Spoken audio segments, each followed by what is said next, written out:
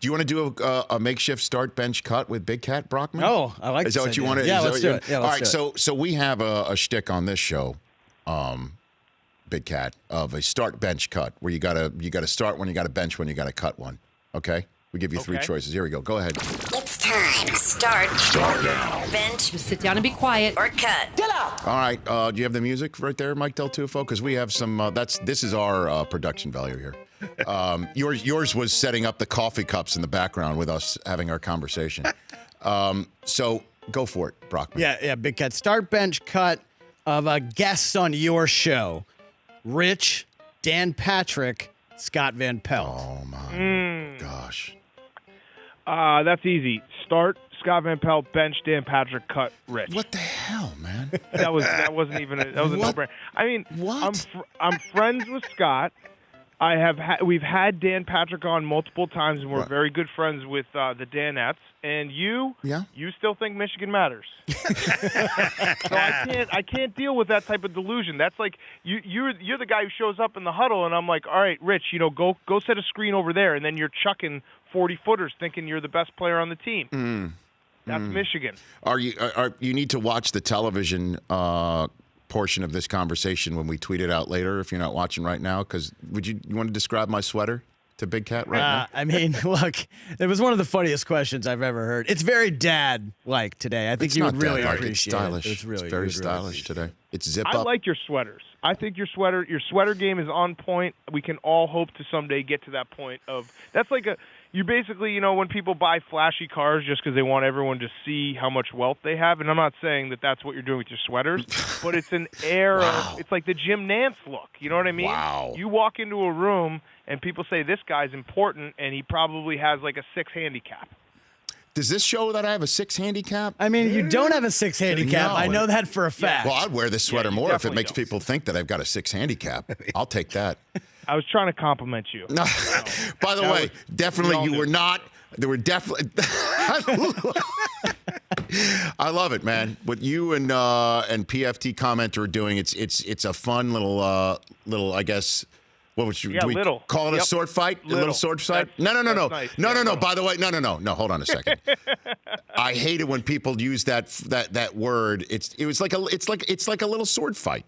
But your podcast is huge. It's monumental. How does that sound? Is that good? Is that better? It is big. It's in Rich Eisen's mind. It is the Michigan of podcasts. Oh my gosh, that's perfect, right, dude? It is perfect. By the way, PFT is perfect. PFT just tweeted a Game of Thrones question. If you want to take this, yeah, I'll Rich. take it. I'll take it live. Who's your favorite direwolf? Oh my gosh, who's my favorite? Jerry Garcia. But he doesn't care. Would you say Jerry Garcia? Yeah, great song. He doesn't care. The mascot of the Philadelphia Flyers. Just answer that, okay? That's my biggest. The correct answer is Ghost because it's Jon Snow. But he doesn't care. They don't watch Game of Thrones. I know. I want to. You should though. Someday I'm going to watch it. The anxiety of being like, I need to sit down and watch this show for the next however many hours it takes to finish. It's overwhelming, and then I'll sit there and just not do anything for those hours, which I could have been watching it, but it feels a little bit more liberating knowing that I haven't, tied myself down to watching this show about dragons and whatever goes on there. Well, I loved being on your podcast, Big Cat. It was a lot of fun. If I could change only one aspect of the experience, I would change the fact that the photograph that we took on my show set afterwards with the Lombardi Trophy being placed directly in between my legs, I would change that. Because all of your listeners picked up on that, and I didn't even see that when I posted that photograph. It's just it's a learning experience in a way for me, being on your pod. Yeah. The best way to win is to take a bad picture. I've been perfecting that for the last 7+ years. When you take a bad picture and everyone can make fun of you for it, you've won the day. You should see the headshot we have for you right now on the show. There we go. It's I'm sure great. It's terrible, and people will be tweeting it to me all day long, and it's beautiful. No, it's very Gomez Adams. Actually, is what it looks like. That's actually a great. It's a very but like the Raul Julia Gomez Adams. Oh, rest in peace. Is that someone in Game of Thrones? No. All right, Big Cat. Thanks for calling in. Thanks for having me on your pod, on your show. Absolutely, anytime. You're a recurring guest, so you have to come on when we ask. So okay. That's just the no. That's absolutely certainly since you just cut me. I've just been cut, but if you want to take me off the cut list, that's fine. Okay, thanks, guys. Take care. This is Barstool's Dan Katz. Good old big cat right there. All right. I don't think he was. I think the only thing he was being serious about is his hate for Michigan. Look, I am a very realistic Michigan fan. You sit across me every day. You hear what I say on the air. You hear what I say off the air. It's the same damn thing. I'm consistent. That's true. You're consistent. Now, all they want, and what I say they are the haters.